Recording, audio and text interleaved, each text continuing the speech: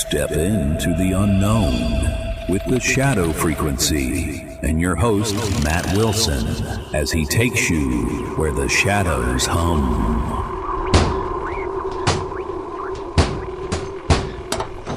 Well, what do we have here in the cabinet tonight? Matt, I swear, this drawer wasn't this full yesterday. Who keeps sneaking in these folders? Don't look at me. The cabinet seems to have a mind of its own. It waits until midnight, then swallows whole stories and spits them back out just for us. That's comforting. Let's see. Strange lights over the river, a cryptid sighting in Indiana, and a letter from one of our listeners, creepy and curated just the way we like it. And that means you've tuned into the Shadow Frequency, the podcast where the unexplained isn't just a mystery, it's a way of life. Pull up a chair, turn down the lights, and get ready to dig through the shadows with us. Because tonight, the file cabinet has chosen you. Welcome, listeners, to episode 187 of The Shadow Frequency, where we peel back the veil of the unknown and step into the eerie glow of the unexplained. I'm Juniper, your producer, and tonight we're diving into a chilling mystery that's haunted the Texas skies for over 7 decades, the Lubbock Lights. And this is sent in from our listener, Tara in Texas, wanted us to do this one. In 1951, strange glowing orbs danced in precise formations over Lubbock, Texas, witnessed by professors, students, and residents alike. Were these lights visitors from another world, or something even stranger? I pulled a dusty file from our shadowy archives for Matt to unravel this one. Matt, you ready to step into the glow of those mysterious lights? Oh, Juniper, you know I'm always ready to chase a good mystery, especially one with photos that make your skin crawl. Those Lubbock Lights have been whispering secrets since the 50s, and I'm itching to dig into this file. Right. Got any spooky vibes from it yet? Spooky vibes? Matt, this file practically hummed when I pulled it from the cabinet like it was waiting for us. So, Listeners, dim the lights, settle in, and let's hand it over to Matt Wilson to guide us through the eerie enigma of the Lubbock Lights.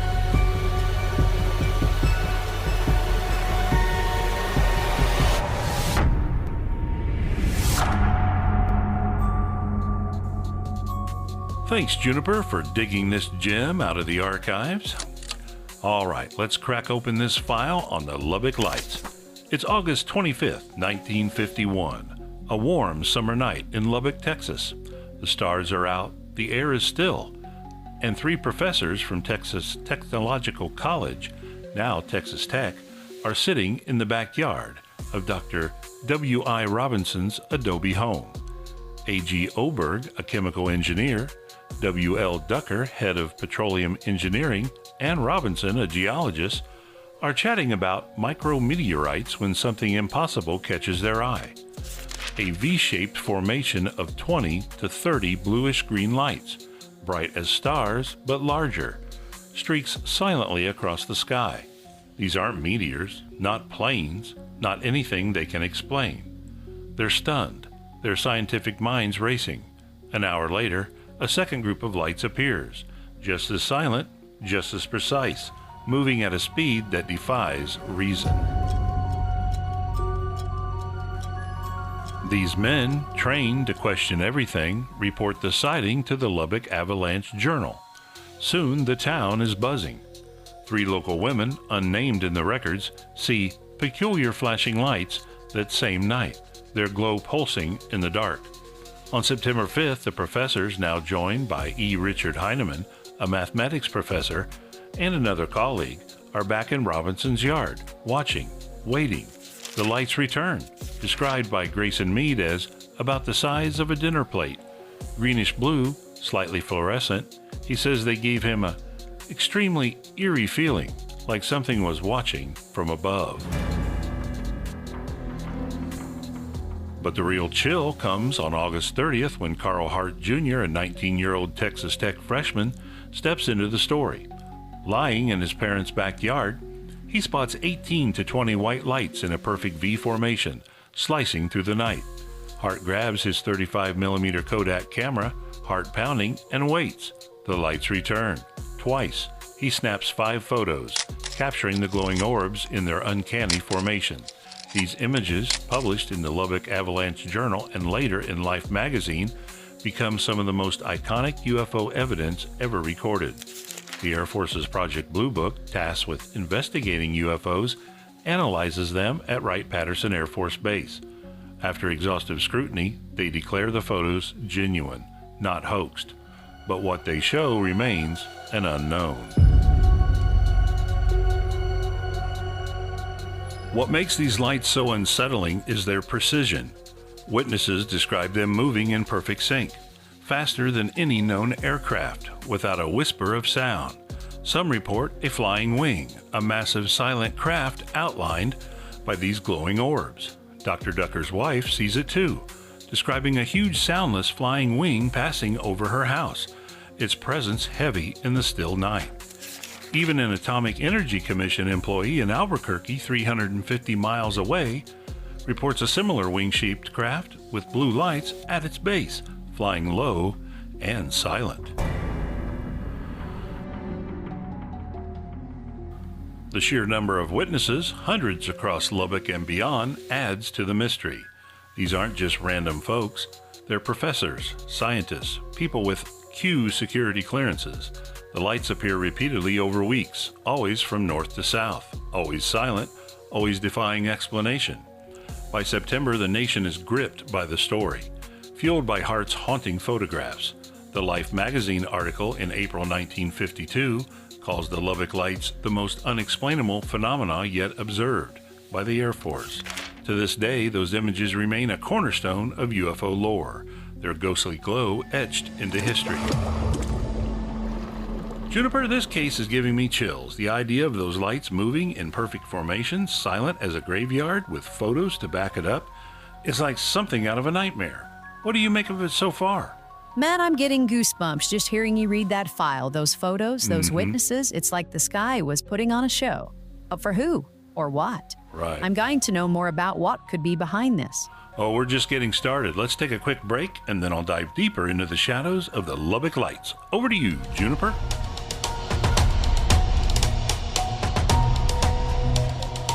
There you go, listeners. How creepy are those Lubbock Lights? Those glowing orbs dancing in the Texas sky caught on film make you wonder what was really up there in 1951.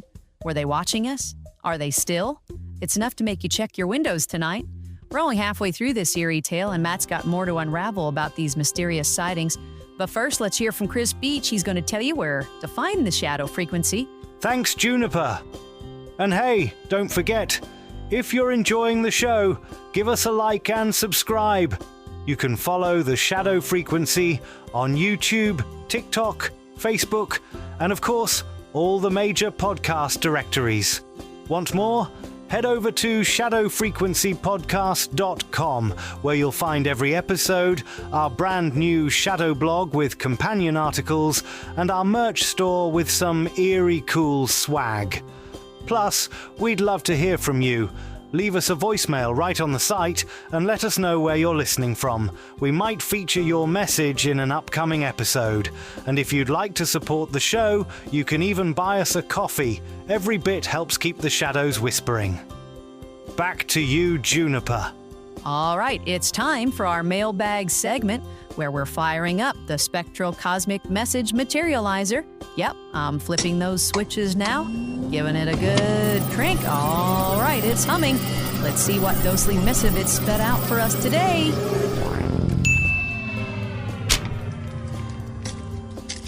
All right, the spectral cosmic message materializer has delivered, and we've got a fantastic letter from Layla in Boston. Says, "Hi, Matt and Juniper. I just wanted to say how much I look forward to each new episode of the Shadow Frequency. I usually listen late at night when the house is quiet, and the way you two set the atmosphere makes it feel like I'm right there in the studio with you. Dim lights, strange files being pulled from that ominous cabinet and all. Your recent episode on the mill race monster really got under my skin. I'd never heard of that story before, and the way you told it gave me chills. I actually paused the show halfway through to make sure all the doors were locked. I also love the balance of spooky content and light-hearted moments. Juniper's little quips keep things fun without breaking the airy mood, and Matt, your storytelling voice feels like an old-school radio host guiding us through the unknown." Well, it's funny you say that, because that's just exactly what he is, and I stress old. Thank you for putting so much passion into this project. It shows. I'll definitely be sharing the podcast with a few friends who love a good mystery. Keep up the great work and keep those files coming. Spookily yours, Layla from Boston. Oh, Layla, You're making me blush over here. I love your locking your doors while listening. That's the shadow frequency vibe we're going for. And I'm thrilled you're digging the spooky balance. Keep those creepy vibes coming, and maybe next time you'll catch a glimpse of those Lubbock Lights outside your window. Listeners, want to share your thoughts? Send us an email at shadowpodcast@protonmail.com. All right, Matt, take us back into the shadows for the second half.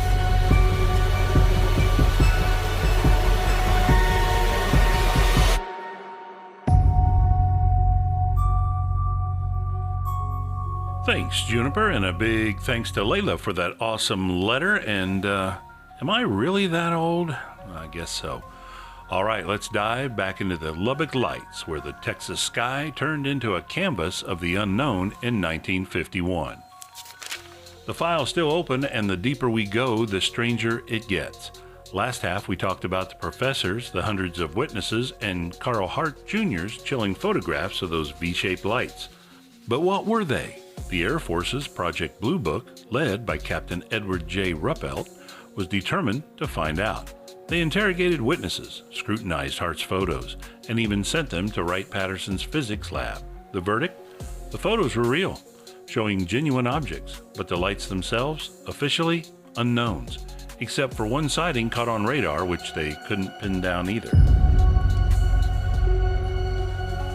Let's lean into the paranormal. The precision of these lights, their silent speed, and their glowing, almost sentient presence screams something beyond our world.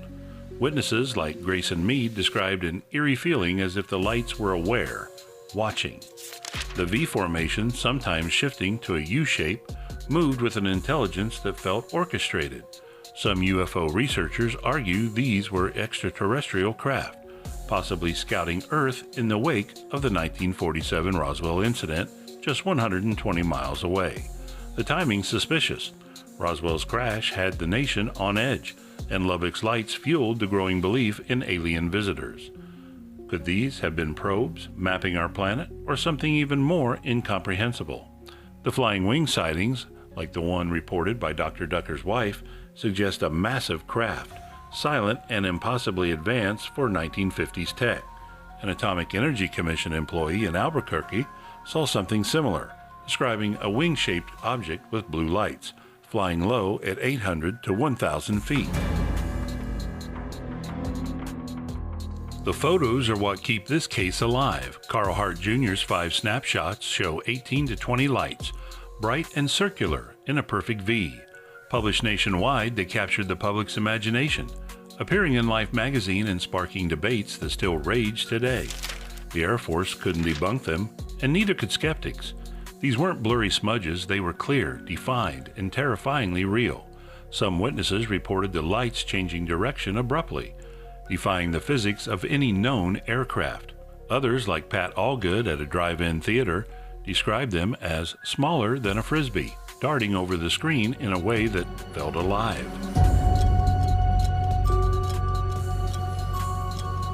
Now let's touch on one skeptical theory, as much as it pains me to pull back the veil. The Air Force, in a 1959 report, suggested the lights might have been migratory birds, plovers or ducks reflecting Lubbock's newly installed streetlights. The idea is that their white bellies caught the light, creating a glowing effect. But here's the problem. Professor J.C. Cross, head of Texas Tech's biology department, dismissed this, saying no bird can move that fast or in such large groups. Grayson Mead, a hunter, agreed, noting the lights were too big, too fast, and too silent to be birds. William Hams, the Lubbock Avalanche Journal's chief photographer, tried to replicate Hart's photos by shooting birds over streetlights and failed. The images were too dim. The bird theory doesn't hold up against the witnesses' accounts or the photos' clarity. These lights moved with purpose, not the chaotic flutter of a flock. And what about the flying wing? No bird explains that. Ruppelt himself wrote in 1956 that the lights weren't birds, refracted light, or spaceships, but a natural phenomenon. He wouldn't disclose to protect a scientist's anonymity. That secrecy only deepens the mystery. Was it a cover-up? A convenient dodge? Whatever the truth, the Lubbock Lights remain one of the most compelling UFO cases, their silent glow still haunting the Texas plains. Juniper, I'm still reeling from those photos. It's like the lights are staring back at you, daring you to figure them out. What's your take on this extraterrestrial puzzle? Matt, those lights are giving me the heebie-jeebies. The way they moved, so precise, so silent. It's like they were meant to be seen. And that flying wing, I'm not sleeping tonight. Right. Shall I wrap this one up? You got it, Juniper. Let's send it to you for the sign-off. What a wild ride through the glowing shadows of the Lubbock Lights. Episode 187 has taken us deep into the eerie skies of 1951 Texas, where silent glowing orbs and a mysterious flying wing left witnesses shaken and photos that still defy explanation. Were they extraterrestrial scouts or something even stranger lurking in the night? Thanks for joining us on the Shadow Frequency as we unravel these chilling mysteries. Keep your eyes on the skies and your emails coming to shadowpodcast@protonmail.com. Matt, say goodbye to our spooky friends out there. Goodbye, Shadow Seekers. Stay curious. Stay vigilant. Until next time, keep tuning into the unknown. This is Juniper signing off from the Shadow Frequency. Good night, Shadow Seekers. This episode was produced with a commitment to exploring the unexplained while grounding our discussion in documented discoveries. All interpretations are speculative and intended for entertainment purposes.